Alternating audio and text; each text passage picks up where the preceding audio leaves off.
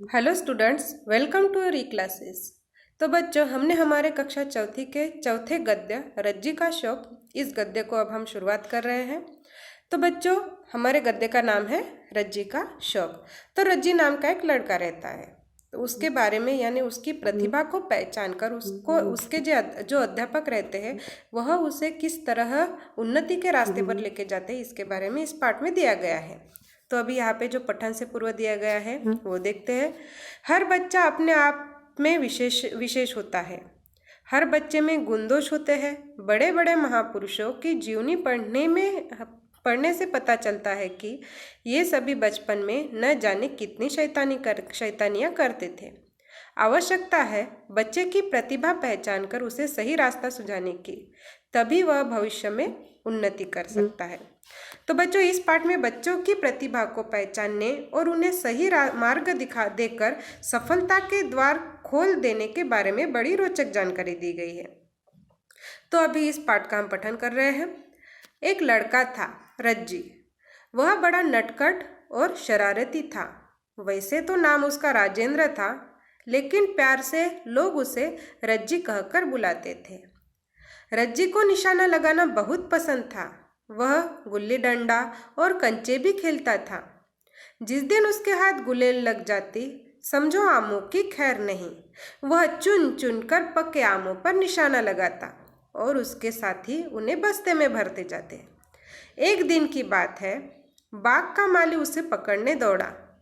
रज्जी ने गुलेल से उस पर निशाना साध कर चला दी मिट्टी की गोली। गोली उसके कान को हल्का सा छूती हुई सन से निकल गई। माली डरकर वहीं बैठ गया। रज्जी के दोस्त माकन ने उससे पूछा, गोली माली को लग जाती तो? लग कैसे जाती?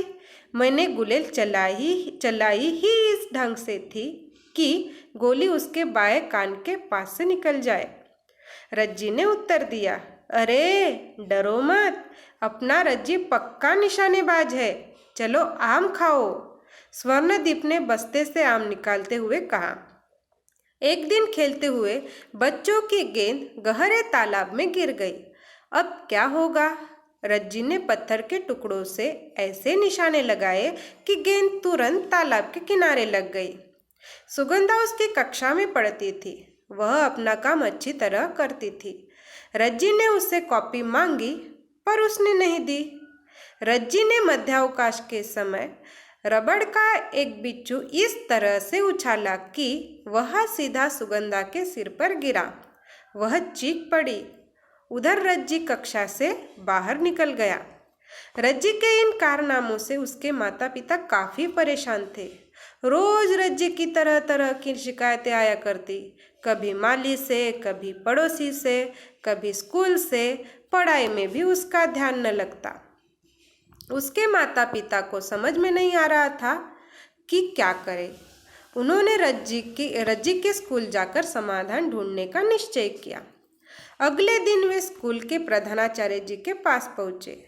रज्जी के माता पिता ने उसकी हर रोज की शैतानी और निशाने लगाने की सारी बातें उन्हें बताई।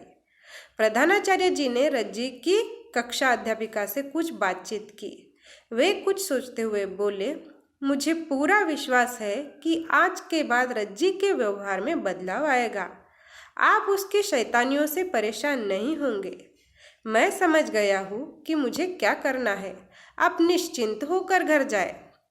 रज्जी के माता पिता को थोड़े ही दिनों में उसमें कुछ बदलाव नजर आया। अब रज्जी न के बराबर शरारतें करता। उसकी कोई शिकायत भी न आती। माता पिता के लिए यह किसी सब चमत्कार से कम नहीं था।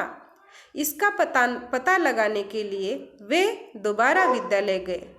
प्रधानाचार्य जी से मिले। उन्होंने पूछा, क्या अभी भी रज्जी की शिकायतें आ रही है? नहीं सर, हम यही जानने आए हैं कि आपने ऐसा कौन सा करिश्मा किया कि रज्जी बदला सा लगने लगा है। रज्जी के पिताजी ने विनम्रता से पूछा।